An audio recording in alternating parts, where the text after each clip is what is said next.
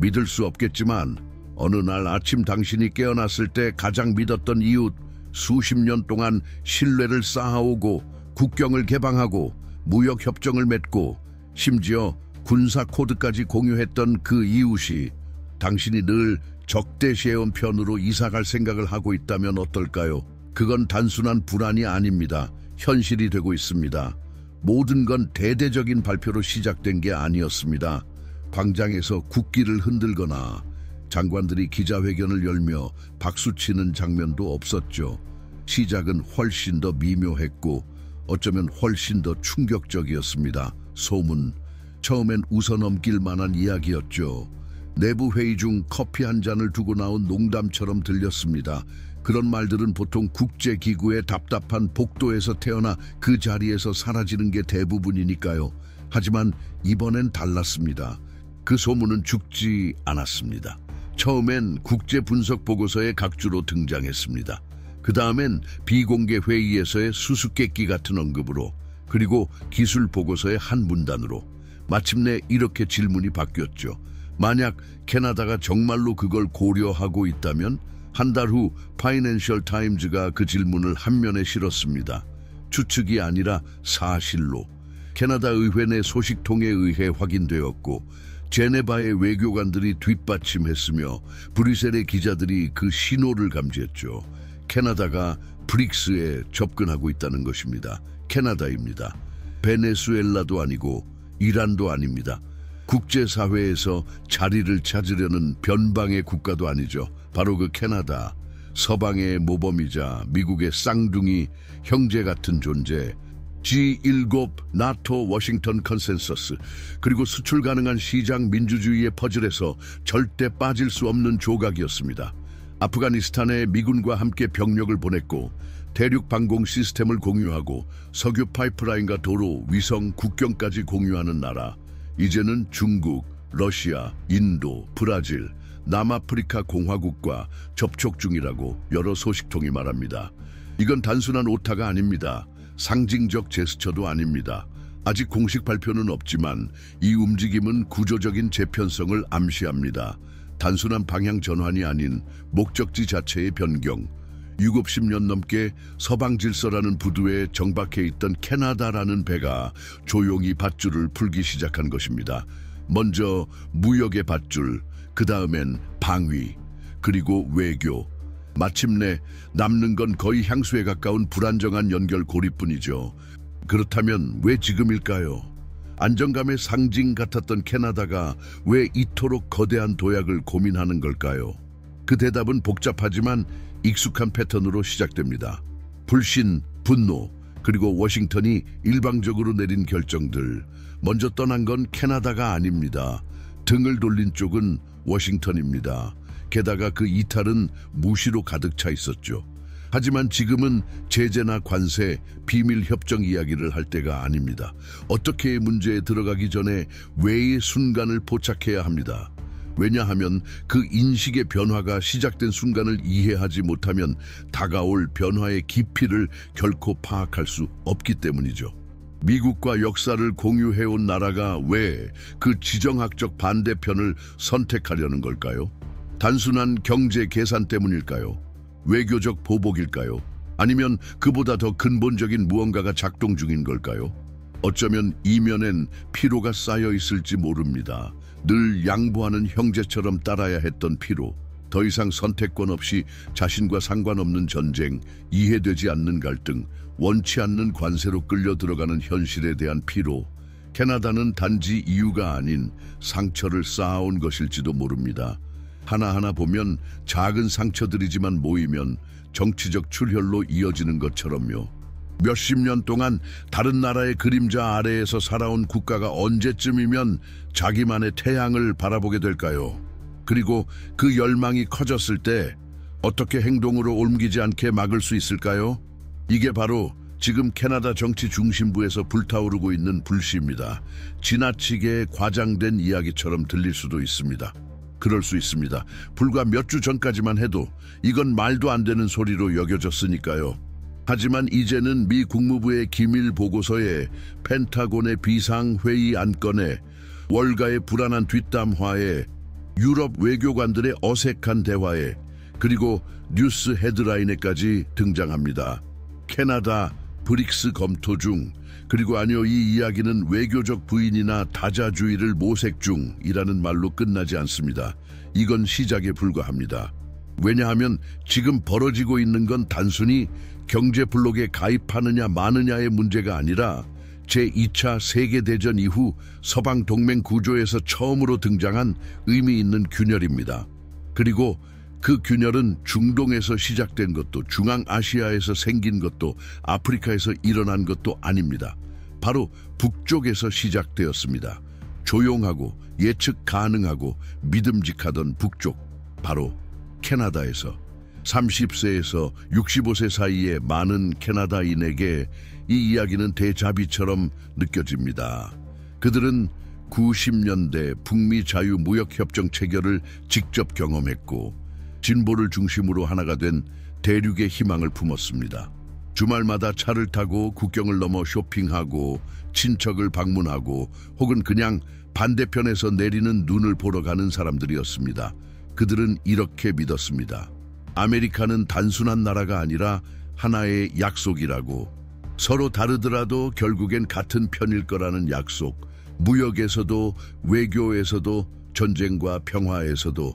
그런데 지금은 이제 그 모든 것이 먼지 쌓인 기억처럼 느껴집니다. 현실과 어울리지 않는 다락방 속 오래된 편지처럼요. 왜냐하면 2025년에 아메리카는 더 이상 예측 가능한 존재가 아니게 되었고, 그 충격은 누구보다 캐나다가 먼저 느꼈기 때문입니다. 변곡점은 너무나도 직접적이고 잔혹했습니다. 7월 15일 도널드 트럼프는 대통령직에 복귀하자마자 북미의 모든 무역 특혜를 재검토하는 행정명령에 서명했습니다. 48시간 만에 캐나다의 목재에 알루미늄, 철강, 유제품에 대한 관세가 발효되었습니다. 이것은 단순한 수치가 아니라 온타리오의 소도시, 퀘벡의 가족 공장, 몇 세대 동안 이어져 온 협동조합의 생계였습니다. 한밤중에 갑자기 미국 대통령이 오랜 친구들은 이제 의심스럽다고 판단하면서 이 사업들은 자신들의 운영을 재구성해야 할지 모른다는 현실에 직면한 것입니다. 그 조치는 단 한 줄의 게시물로 정당화되었습니다. 아메리카는 너무 많은 돈을 내고 있다. 끝이다. 이제 미국을 우선해야 할 때다.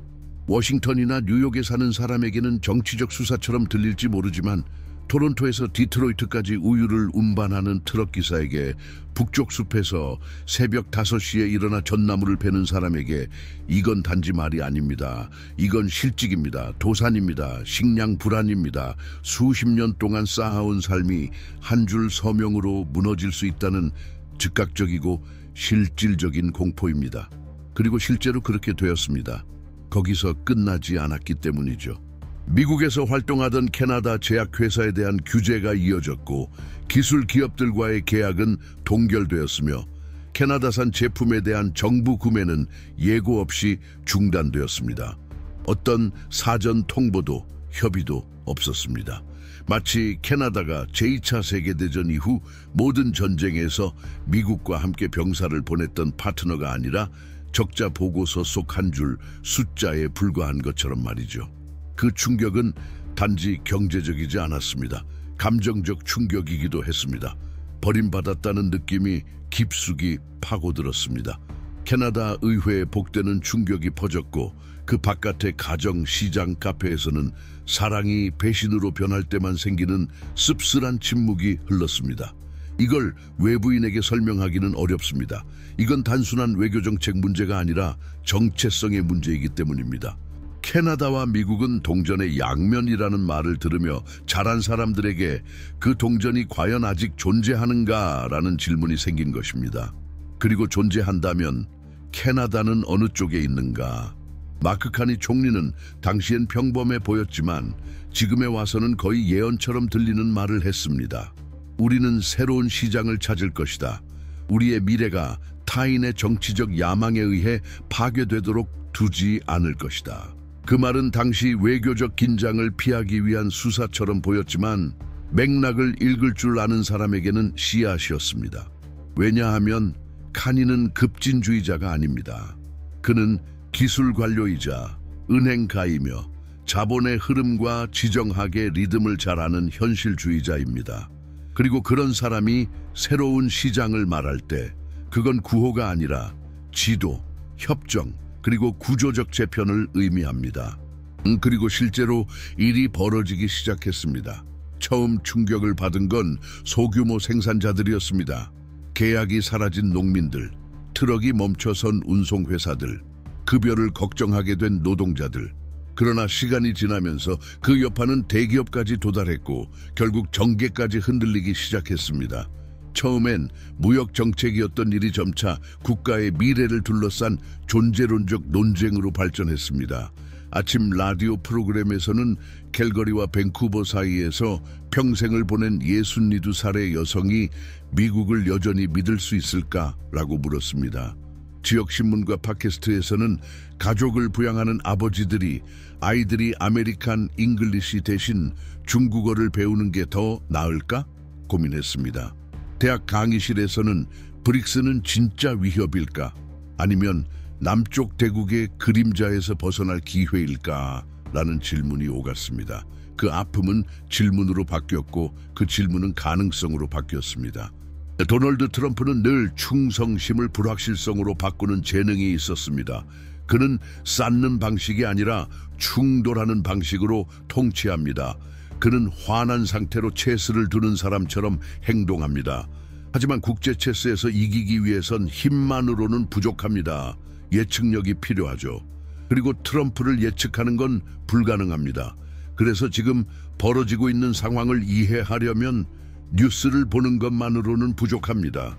직함 뒤에 있는 인물들을 이해해야 합니다. 순간을 넘어 그들이 어디서 시작되었는지를 알아야 합니다. 도널드 트럼프는 어떻게 명예욕과 지배욕으로 형성되었는지, 시진핑은 어떻게 치욕과 정치적 훈육 속 어린 시절을 보냈는지, 오늘날 세계의 영혼을 다투는 지도자들은 그저 갑자기 나타난 존재가 아닙니다. 그들은 수십 년간의 내적 모순, 가족 실패, 조용한 전략, 그리고 오랜 세계관 속에서 형성된 인물들입니다. 그래서 우리는 그들의 궤적을 깊이, 인간적으로, 그리고 쉽게 설명한 특별한 전자책을 준비했습니다. 이 세계의 방향을 이해하려면 그들을 이해하는 것이 먼저이기 때문입니다. 링크는 고정 댓글에 있습니다. 모든 것이 구체화되기 시작한 건 싱가포르의 한 복도에서였습니다. 우연인지 혹은 의도된 만남이었는지는 모르지만 한 명의 캐나다 장관과 한 명의 중국 무역 고문이 마주쳤습니다. 그들은 식량 안보에 대해 이야기했고 곡물 수출을 위한 대체 경로의 필요성에 대해 이야기했으며 달러가 다자간 거래에 부과하는 부담에 대해 이야기했습니다. 공식적인 회의는 아니었습니다. 그러나 그 자리에서 첫 번째 씨앗이 뿌려졌습니다. 그 뒤를 이어 두바이, 카잔, 상하이, 그리고 마지막으로 취리히에서 회의가 이어졌습니다. 블룸버그 보도에 따르면 취리히 회의는 거의 11시간 동안 지속되었다고 합니다. 그곳에서 논의된 것은 단순한 계약 이상의 것이었습니다. 청정에너지, 인공지능 기술 이전, 반도체 분야의 협력, 미국 달러를 점진적으로 지역 통화 기반의 결제 시스템으로 대체하는 가능성까지 다루어졌습니다. 한 나라가 왜 체스판의 반대편과 대화를 시작하게 될까요? 왜 한 국가 전체가 단지 경로가 아니라 나침반 자체를 바꾸는 선택을 하게 될까요? 그 대답은 지정학보다는 오히려 인간 본성에 가까울지도 모릅니다. 존중받지 못하는 것을 좋아할 사람은 없습니다. 오랫동안 소모품처럼 다뤄지는 것을 견딜 수 있는 나라는 없습니다. 캐나다는 수십 년 동안 서방 충성의 모델, 옹원함의 상징으로 여겨졌습니다. 그러나 인정받지 못한 충성은 실망으로 변합니다. 그리고 실망은 때로는 행동으로 이어지는 추진력이 됩니다. 이것은 미국을 거부하는 이야기가 아닙니다. 미국에 의존하지 않고 살아남기 위한 이야기입니다. 워싱턴이 누가 선하고 누가 악한지, 누가 제재를 받아야 하고 누가 박수를 받아야 하는지를 혼자서 결정하는 세계에서 진정한 자율성은 존재할 수 없습니다. 그래서 캐나다는 아주 오랜만에 자문하기 시작했습니다. 이제는 우리 스스로 존재할 때가 아닌가, 보호라는 이름의 위협 없이 포옹이라는 이름에 집착 없이, 이웃이라는 이름의 채권자 없이. 아이러니한 건 이 모든 것은 브릭스의 주도해 일어난 게 아니라는 점입니다. 오히려 그 틈은 서방이 스스로 만들어낸 것입니다. 도자기를 깨놓고 이제 와서 배신이라 외치는 쪽은 바로 가장 잃을 것이 많은 그들이었습니다. 베이징은 강요하지 않았습니다. 그저 가능성을 열어두었을 뿐입니다. 그들은 인내심 있게, 구체적인 약속과 함께, 무엇보다도 이념적 요구 없이 접근했습니다. 중국의 새로운 외교는 당신의 정부 체제를 바꾸라고 요구하지 않습니다. 그저 장기적인 시야를 가질 준비가 되어 있느냐고 묻습니다. 그리고 지금 캐나다에게 장기적 시야란 그 어느 때보다 가까운 미래처럼 느껴집니다. 그러므로 지금 벌어지는 일은 단순한 무역의 문제가 아닙니다. 그보다 훨씬 깊고 존재론적인 질문입니다. 어쩌면 브릭스는 단순히 개발도상국의 연합체가 아니라 새로운 국제 언어의 시작일지도 모릅니다. 그 언어는 협박이 아닌 경청으로 시작됩니다. 공포가 아닌 대안으로 작동합니다. 캐나다는 이 변화에 준비가 되어 있을까요? 그리고 준비가 되었다면 그 다음은 무엇일까요? 오랫동안 위성처럼 존재해온 나라가 이제 중심이 되는 가능성을 엿보고 있습니다. 따르기만 하던 위치에서 선택하는 위치로 옮겨가려 하고 있습니다. 물론 두렵습니다. 자유에는 책임이 따릅니다. 혼자 실수할 위험도 따릅니다. 하지만 그와 함께 숨 쉴 수 있는 기회도 옵니다. 최근 국제무역위원회 회의에서 한 캐나다 외교관이 인도 대사에게 기술 문서를 건네는 장면이 포착되었습니다. 국기나 마이크는 없었습니다. 단지 하나의 행동, 하나의 문서, 하나의 동의의 눈빛. 이제는 알려졌습니다. 그 문서는 전략 광물 교환 프로그램의 초안이었습니다. 중점은 우라늄과 리튬, 트럼프 대통령의 관세 전쟁으로 가장 큰 피해를 본 자원들이었습니다.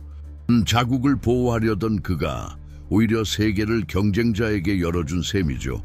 그리고 이는 시작일 뿐이라는 이야기도 있습니다.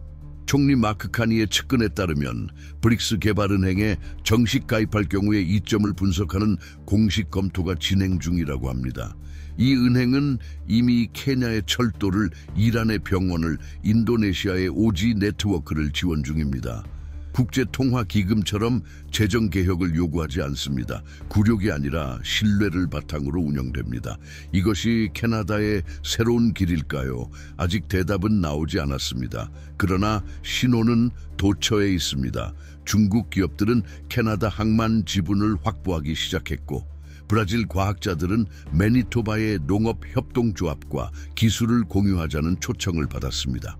최근 몬트리올에서 열린 기술혁신 컨퍼런스에서 남아프리카 공화국 대표는 국제 무대에서의 캐나다의 새롭고 독립적인 자세를 공개적으로 칭찬하기도 했습니다.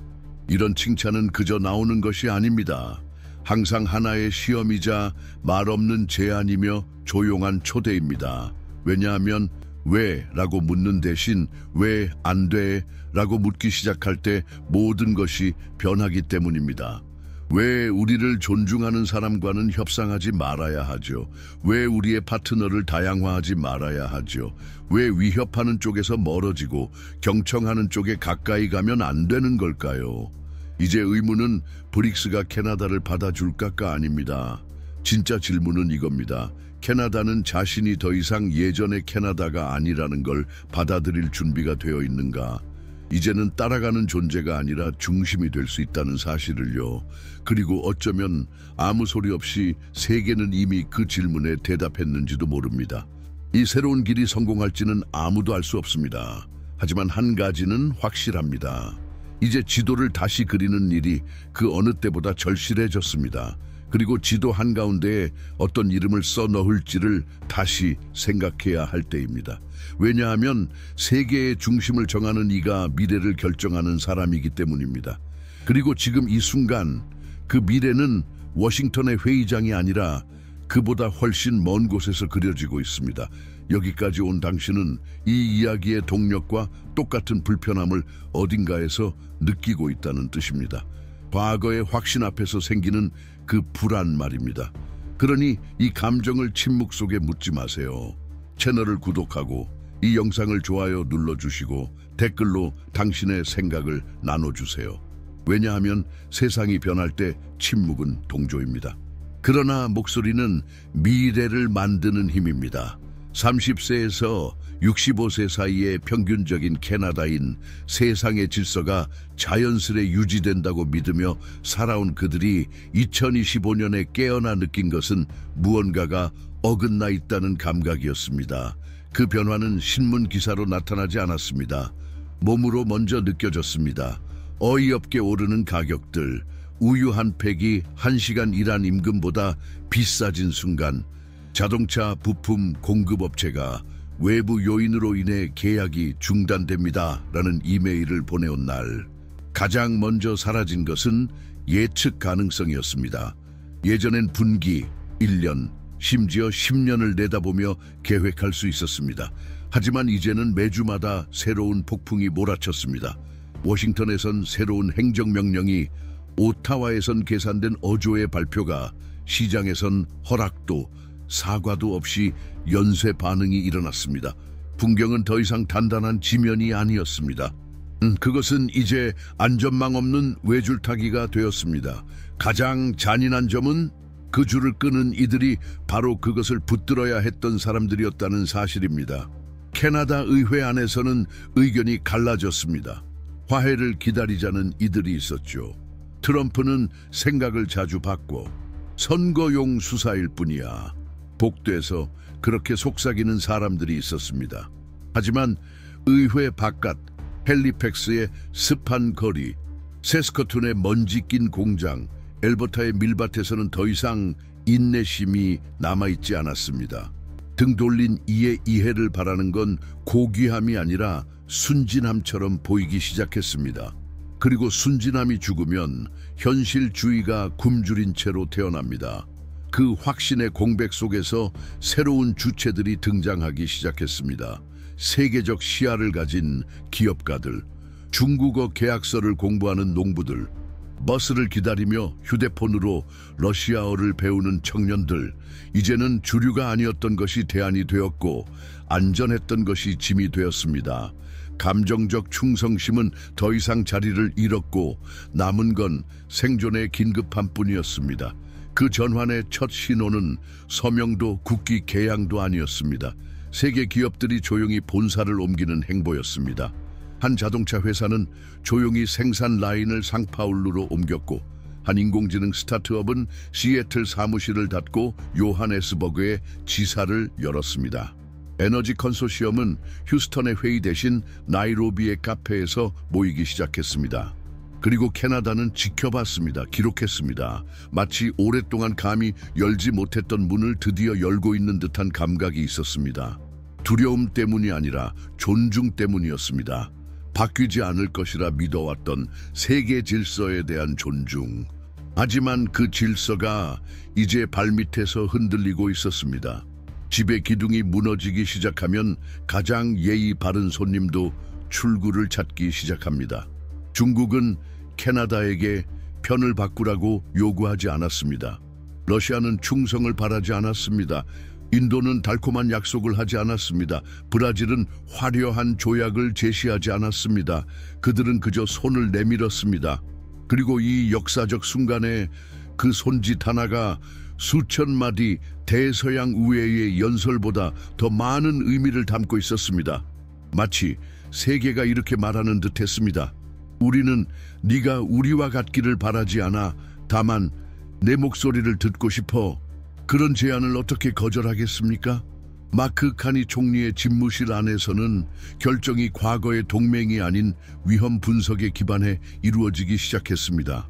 그리고 아이러니하게도 가장 큰 위험은 오랫동안 보호를 약속해온 그 동맹에 계속 얽매이는 것이었습니다. 논리는 완전히 뒤집혔습니다. 안전한 것이 위험해졌고 예측 가능했던 것이 덫이 되었으며 동맹은 위협으로 변했습니다. 하지만 언제나 도약 전에는 주저함이 있습니다. 모든 것이 일어날 듯 하면서도 아직 아무것도 일어나지 않는 그 순간, 의심과 행동 사이의 정적, 지금 캐나다는 바로 그 순간에 서 있습니다. 미국이라는 초강 대국과 거리를 둔다는 건 단순히 항만에서 컨테이너 위치를 바꾸는 게 아닙니다. 그건 거울 속 자신의 모습을 다르게 받아들이는 일입니다. 과연 캐나다 국민은 그 새로운 모습을 받아들일 준비가 되어 있을까요? 더 이상 쇠퇴하는 제국의 연장이 아닌 서로 다른 세력의 접점으로서의 캐나다. 과거엔 관객으로만 있던 국제 무대에서 이제는 주연이 되려는 캐나다. 한 나라가 이제는 허락받지 않아도 중요해질 수 있다는 사실을 깨달을 때 그 감정은 예측하기 어렵습니다. 하지만 그런 인식이 행동으로 바뀌는 순간은 누구나 알아챌 수 있습니다.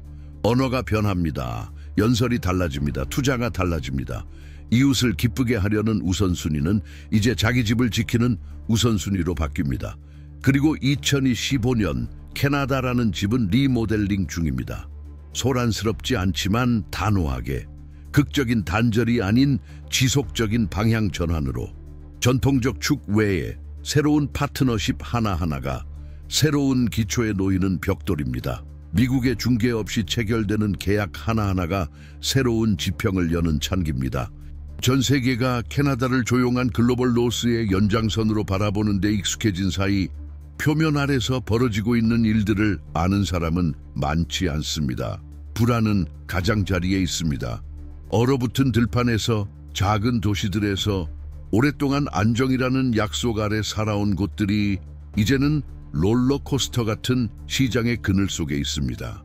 그리고 지난 몇 달 동안 캐나다인들이 경험한 경제적 요동이 너무나 거세다 보니 심지어 눈조차 예전보다 무겁게 떨어지는 듯 느껴집니다. 뉴브런즈윅주 세인트 존에서는 알루미늄 가공 공장이 생산량의 절반을 줄였습니다. 원자재 부족도 기술적 문제도 아니었습니다. 단지 미국 내 공급업체와의 수출 계약이 하룻밤 사이에 증발했기 때문입니다. 공장주는 현지 인터뷰에서 이런 말을 남겼습니다. 우리는 37년 동안 미국을 위해 일했습니다. 그런데 37초 만에 끊겨버렸죠. 이것이 바로 무역 파트너가 당신을 더 이상 우선순위로 보지 않을 때 벌어지는 방식입니다. 예산을 조정할 시간도, 직원을 다시 채용할 여유도, 새로운 시장을 개척할 틈도 없습니다. 그저 충격이 있습니다. 그리고 그 충격이 사람들의 삶에 퍼지는 메아리. 국제 언론에는 보도되지 않았지만 현지 SNS에서 강하게 퍼졌던 이야기 중 하나는 위니펙의 한 유치원 교사가 해고된 사건이었습니다. 그녀가 일하던 지역 커뮤니티 학교는 휴스턴에 본사를 둔 재단으로부터 민간 후원금을 받고 있었지만 미국의 새로운 통상 지침에 따른 전략적 재배치라는 이유로 지원이 끊긴 것입니다. 하지만 현실은 급식을 받지 못하는 아이들, 도움을 잃은 가족들, 그리고 집세를 내기 위해 홈메이드 빵을 온라인으로 팔게 된 한 교육자의 이야기입니다. 이런 이야기들은 단순한 통계가 아닙니다. 그것은 지정학의 피부이자 세계화된 경제의 살입니다. 그리고 그 하나하나가 캐나다의 자의 무게를 더합니다. 피해자가 아닌 버림받은 존재로서의 자각, 한때는 영원할 것 같았던 동맹의 고아가 된 것입니다. 하지만 이 이야기에는 조용하고 느리지만 깊은 의미를 지닌 또 다른 측면이 있습니다. 버림받음을 종착이 아니라 출발점으로 받아들인 사람들의 이야기. 에너지 부문에서는 캐나다가 거의 알려지지 않은 채 인도 엔지니어들과 함께 핵폐기물 재처리 방식에 대해 일련의 기술 회의를 시작했습니다. 공식 발표도 웃는 사진도 없었지만 문서가 오갔고 실질적 협력이 시작되었습니다. 같은 주 캐나다의 한 농업 기술 기업은 중국의 스마트 관계 기술 스타트업과 양해각서를 체결했습니다. 이 협약은 세스케처원 지역에서 현장 테스트를 거친 뒤 국가 전체의 생산 벨트로 확장될 가능성을 내포하고 있습니다. 이 협력이 창출할 고용 효과뿐 아니라 수년 만에 처음으로 워싱턴의 승인 없이 이루어진 양국 간 대형 프로젝트라는 점이 중요합니다. 이 모든 것이 단순한 우연일까요? 아니면 새로운 호흡 방식일까요? 캐나다는 점점 허락을 구하지 않고 있습니다. 그리고 허락을 구하지 않는 나라가 되는 순간 자신이 누구인지 직접 결정하기 시작합니다. 북부 오지에 있는 옐로나이프에서는 한 원주민 공동체가 남아프리카 공화국과 함께 희귀 광물 및 환경 보존 기술을 주제로 한 문화 및 상업 교류 양해각서를 체결했습니다. 이 프로젝트는 공식 외교 채널이 아닌 경로로 추진되었지만 그 자체가 현재 캐나다의 정신을 상징합니다. 미래의 분산은 거대한 프로젝트나 화려한 조약으로 이루어지지 않습니다. 한 번도 손을 맞잡아 본 적 없는 이들 사이에 작고 단단한 다리로 이루어집니다. 그리고 그 다리 하나하나가 옛 서사에서 벗어나는 길입니다. 교육 분야에서도 캐나다 대학들은 말레이시아, 터키, 인도네시아 대학들과 협정 범위를 넓혀가고 있습니다. 이들 국가 출신 유학생 수는 지난 학기 기준 24% 증가했습니다. 반면 미국 대학과의 교류 프로그램은 법적 불안정성과 이민 정책 문제로 중단되거나 재협상되고 있습니다. 흥미로운 통계 하나가 있습니다. 캐나다 통계청 발표에 따르면 2003년 이후 처음으로 남반구 국가들과의 무역량이 미국으로부터의 투자액을 넘어섰다고 합니다. 이것이 단절을 의미하지는 않습니다. 하지만 재정렬을 의미합니다. 그리고 재정렬은 단순히 엑셀로 되는 일이 아닙니다. 그건 감정 속에서, 관계 속에서, 시선 속에서 일어납니다. 당신도 느껴본 적 있을 겁니다. 오래된 친구가 당신을 보는 눈빛이 어딘가 달라졌다는 것을. 멸시가 아닌 더 이상 당신을 당신으로서 인식하지 않는 희미한 거리감. 캐나다가 바로 그 시선을 느끼기 시작한 겁니다. 동맹을 자신의 이익 확장선으로만 바라보는 그 시선. 그 순간 우정은 피난처가 아닌 구속이 됩니다. 이제 한 번도 고함친 적 없고 항상 신중함을 택해왔던 나라, 직설을 피해왔고 외교를 침묵의 예술로 여겼던 나라, 그 캐나다가 모서리로 몰린 채 고개를 돌리자 그 앞에 펼쳐진 건 뻗어있는 수많은 손이었습니다. 중국의 손, 인도의 손, 남아프리카의 손, 브라질의 손, 러시아의 손. 요구는 없습니다. 소란도 없습니다. 단지 제안이 있을 뿐입니다. 원한다면 우리가 함께 걸어줄게요. 미국 대표단이 유럽 대표단 쪽으로 다가가고 있을 때 캐나다 재무장관은 정반대 방향으로 움직였습니다. 그녀는 곧장 전시장을 가로질러 중국, 이란, 러시아 대표들이 모여있는 그룹으로 향했습니다. 망설임은 없었습니다. 악수는 빠르게 이루어졌습니다. 그리고 그 순간이 사진 기자들에 의해 포착되자 가장 순진한 분석가조차도 형식적 제스처라고 말할 수 없었습니다. 그건 선택이었습니다. 공개된 선택, 의도된 선택, 그리고 그 이상이었습니다. 오래된 틀에 더 이상 들어가지 않는 새로운 이야기의 예고편이었습니다. 어쩌면 당신은 이렇게 묻고 있을지도 모릅니다. 왜 그런 작은 제스처가 그렇게까지 중요한가요? 국제회의에는 계산된 미소와 외교적 안무가 넘쳐나니까요. 하지만 진실은 이렇습니다. 모든 제스처가 센티미터로 측정되는 것은 아닙니다. 어떤 제스처는 수십 년의 무게로 측정됩니다. 캐나다는 이른 해가 넘도록 서방 질서에 신뢰받는 파트너로 이미지를 구축해왔습니다. 정상회의, 행사, 유엔 투표, 공동임무, 군사협정. 언제나 예측 가능한 파트너, 신중한 이웃, 열띤 회의에서의 균형점. 하지만 카잔에서는 그 오래된 의식이 산산이 깨졌습니다. 그리고 그것을 눈치채지 못한 사람은 없었습니다.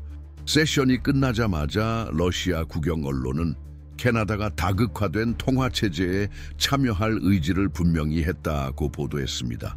중국 언론은 더 직접적이었습니다. 캐나다는 달러만으로는 충분하지 않다는 사실을 인정했다. 불과 6달 전까지만 해도 상상할 수 없었던 문장이 이제는 일상적인 헤드라인이 되었습니다.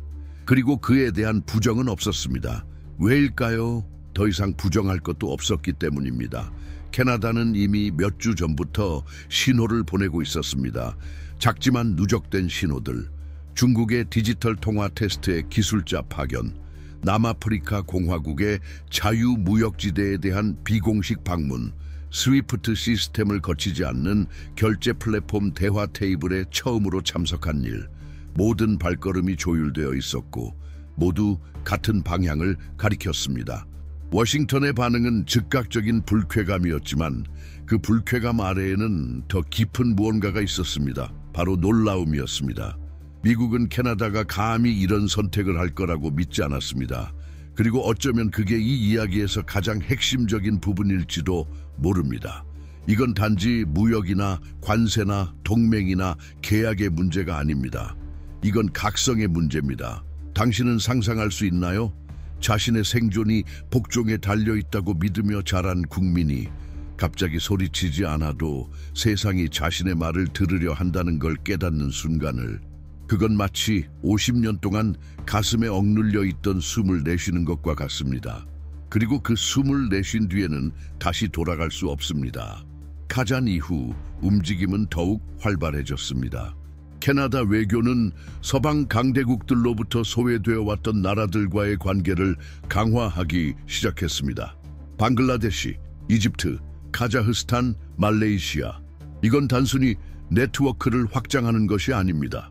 오랫동안 어떤 국가는 가치 있다고 판단되고 어떤 국가는 가치 없다고 분류되던 그 오래된 필터를 깨는 것입니다. 그 필터는 수십 년간 워싱턴이 쥐고 있었습니다. 하지만 2025년 캐나다는 보다 정직한 기준으로 대화를 선택하려 합니다. 그 기준은 상호성입니다. 물론 이 새 여정이 희망찬 동맹과 외교 만찬으로만 이루어지는 것은 아닙니다. 저항도 있습니다. 억제 시도도 있습니다. 축이 바뀌는 것을 여전히 받아들이지 못하는 제국의 메아리도 있습니다. 유엔 내부에서는 미국 대표부가 작성한 메모가 조용히 돌고 있었습니다. 캐나다의 새로운 행보에 대한 정당한 우려사항이 담긴 문서였죠. 그 안에는 전략적 정렬의 상실, 공유 가치에 대한 헌신의 약화, 그리고 새로운 무역관계 형성에 앞서 사전 협의의 부재가 문제로 명시되어 있었습니다. 다시 말해 미국은 아직도 캐나다가 숨쉬기 전에 허락을 받아야 한다고 믿고 있다는 것입니다. 하지만 그 숨결은 이미 다른 리듬으로 바뀌었습니다. 시장에서는 이 변화가 즉각적인 움직임으로 나타났습니다. 토론토 증시는 중동 국부펀드로부터 자금 유입을 받기 시작했고, 한 캐나다 국영은행은 미국의 통화정책 영향에서 벗어난 금 기반 금융상품의 라이선스를 신청했습니다. 그리고 예상치 못한 결정으로 캐나다 관광청은 호찌민, 나이로비, 타슈켄트 등지로 가는 직항 노선을 발표했습니다. 이 모든 것이 우연일까요? 아닙니다. 지각판이 움직이고 있는 것입니다. 긴장도 함께 커져갑니다. 모든 전환에는 상실이 따르기 마련이니까요. 그리고 지금 상실을 겪고 있는 쪽은 캐나다가 아닙니다. 그들의 충성을 당연하게 여겨왔던 바로 그들입니다. 그리고 지금 시간은 더 이상 역사의 수동적 관찰자가 아닙니다. 그것은 능동적인 힘으로 바뀌었습니다. 선택을 정당화하고 그 선택의 결과를 드러냅니다. 많은 이들의 예상과 달리 캐나다는 물러서지 않았습니다. 오히려 조금씩 자신만의 길을 직접 만들어가고 있습니다. 그리고 그 길은 이미 국제 지정학의 윤곽을 바꾸기 시작했습니다. 이제는 단일 통화에 대한 의존을 여러 환율 기준에 기반한 보상 시스템으로 대체하려는 이니셔티브가 추진되고 있습니다. 일부 주에서는 오타와의 간섭 없이 아프리카 국가들과 직접 무역 관계를 맺기 시작했습니다. 이 변화는 표면보다 훨씬 더 깊습니다. 정부 고위층에서만 일어나는 일이 아닙니다. 일상 속 선택에서도 그 맥박이 느껴집니다. 점점 더 많은 젊은 캐나다인들이 중동, 라틴 아메리카, 아시아의 대학을 선택하고 있습니다. 그들이 찾는 것은 지위나 전통이 아닙니다. 그들이 원하는 것은 미래입니다.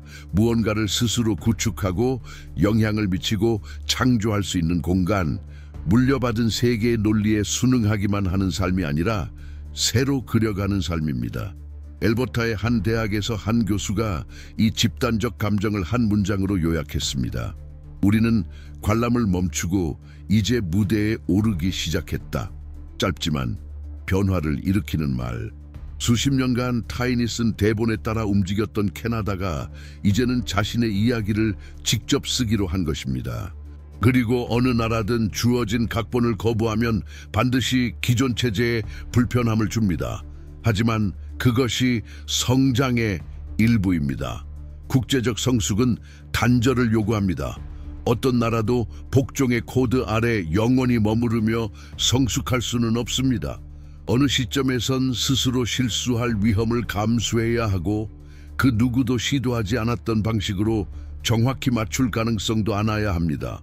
그렇다면 앞으로 어떤 미래가 펼쳐질까요? 정확한 답은 아직 쓰여지지 않았습니다. 하지만 단서들은 이미 눈앞에 있습니다. 조용한 회의, 서명된 양해 각서, 소리 없지만 강력한 약속들, 브라질, 러시아, 인도, 중국, 남아프리카 공화국으로 이루어진 브릭스는 이제 더 이상 변두리가 아닙니다.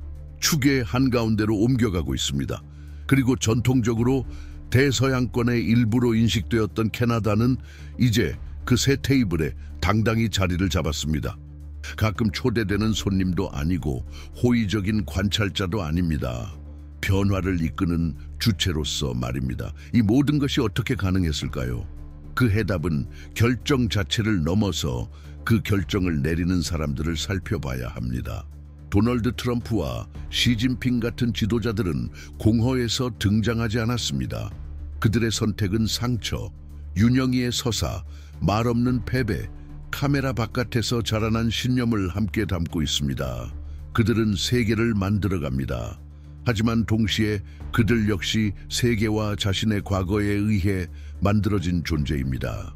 이 점을 염두에 두고 우리는 특별한 전자책을 만들었습니다. 이 시대를 규정하는 대통령들의 개인적이고 정치적인 기원을 깊이 있게 파헤친 탐사적 콘텐츠입니다. 이 이북은 고정 댓글에서 지금 확인하실 수 있습니다. 지금 벌어지는 일들을 이해하기 위한 열쇠. 그것이 왜 벌어지는지를 이해할 수 있는 안내서. 여기까지 함께해 주셨다면 당신도 마음속 어딘가에서 무언가 달라졌음을 느끼고 계실 겁니다. 아직 그 감정을 표현할 언어가 없을 수도 있습니다. 아직은 모든 것이 혼란스러울 수도 있습니다. 하지만 그 불편함은 진짜입니다. 그리고 그 불편함은 하나의 초대이기도 합니다. 자동 조종을 멈추고 더 선명히 보고 더 독립적으로 생각하라는 부름입니다. 만약 당신이 그 감정을 느꼈다면 이 공간은 당신의 공간이기도 합니다. 채널을 구독해 주세요.